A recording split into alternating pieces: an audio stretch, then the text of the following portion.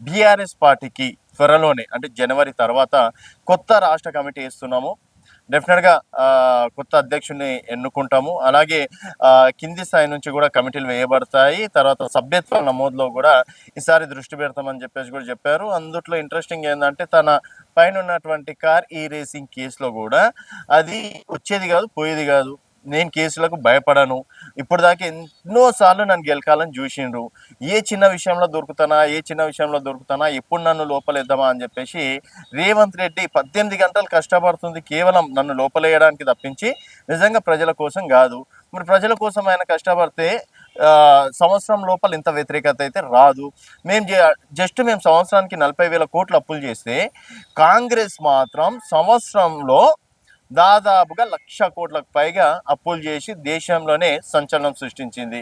ప్రతిసారి అడిగితే ఏదో మీరు కట్టిన దానికి మేము వడ్డీలు కడుతున్నాం అంటే హైదరాబాద్ అనే క్యాపిటల్ని పెట్టుకొని ఇలాంటి మాటలు మాట్లాడుకుంటూ అంత అప్పు చేయాల్సిన అవసరం అయితే కాంగ్రెస్ పార్టీకి లేదు.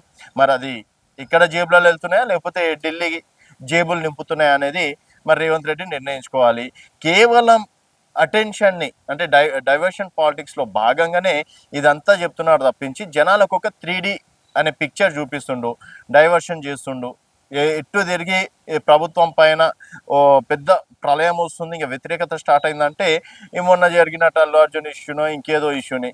అట్లాంటప్పుడు గురుకులాల్లో విద్యార్థులు చనిపోయినప్పుడు ఫుడ్ పాయిజన్ అయ్యి అప్పుడు ఏం చేసిండు? మరి వాళ్ళు కూడా పిల్లలే కదా, అక్కడ కూడా ప్రాణాలే కదా, మరి వాళ్ళకి ఎందుకు 25 లక్షలు ఇప్పించలేకపోయిండు? తర్వాత చూసుకున్నట్టయితే రైతుల ఆత్మహత్యలు కావచ్చు, ఇంకేదో ఆత్మహత్యలు కావచ్చు, ఇట్లాంటివి జరిగినప్పుడు వాళ్ళ ప్రాణాలు కావు, రేవతి గారిది. సో అలాంటి సంఘటన దురదృష్టకరం. మరి రేవతికి న్యాయం జరిగినట్టు ప్రభుత్వం తరఫున ఎవరన్నా ఏమన్నా అయితే డెఫినెట్గా వాళ్ళని కూడా చూసుకోవాల్సిన బాధ్యత కూడా రేవంత్ రెడ్డిది అన్నట్టు కూడా మాట్లాడడం అనేది జరిగింది. సో ఫార్ములా ఏరియాస్ కేసులో మాత్రం ప్రతి ఒక్కటి నా దగ్గర స్లిప్లతో సహా ఉన్నాయి. మేము ఒక దగ్గర నుంచి ఇన్ని అనుకున్నాం, 50-60 కోట్లు ఎన్నో కోట్లు అనుకున్నాము. సో అక్కడ నుంచి సడన్గా బంద్ అయినాయి. ఇక్కడ ఉన్నటువంటి ఖజానా నుంచి అక్కడ ఇవ్వాల్సి వచ్చింది. తర్వాత ఎవరైనా ఇన్వెస్టర్ దొరికితే మళ్ళీ ఆ నుంచి మళ్ళీ ఖజానా నింపుదామని ప్లానింగ్ వేసుకున్నాం. అప్పటికి మా ప్రభుత్వం చేదాటిపోయింది, అంటే కాంగ్రెస్ వచ్చింది.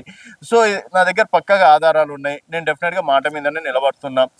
అయినా కూడా నా మీద ఏదో కక్ష సాధింపు చర్యలు, అసలు ఏసీబీ ఏంది, ఈడీ రావడం ఏంది, నా మీద ఇంత ఫటాఫట్ యాక్షన్ లేంది.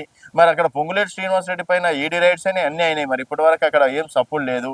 సో ఇదంతా బీజేపీ కాంగ్రెస్, బీజేపీ అని మొత్తం అన్నాను. కేవలం ఈ 8 మంది ఎంపీలు ఎవరైతే ఉన్నారో, 2 కేంద్ర మంత్రులు ఉన్నారో, వాళ్ళు రేవంత్ రెడ్డిని కాపాడడం కోసం పనిచేస్తున్నారు కానీ బీజేపీ పార్టీకి లాభం చేద్దామని వాళ్ళ కార్యకర్తల కోసం పనిచేయట్లేదు అని చెప్పేసి కేటీఆర్ అన్నారు. మరి తను మాత్రం అరెస్ట్ కానని చాలా కాన్ఫిడెన్స్గా అయితే చెప్పడం అనేది జరుగుతుంది.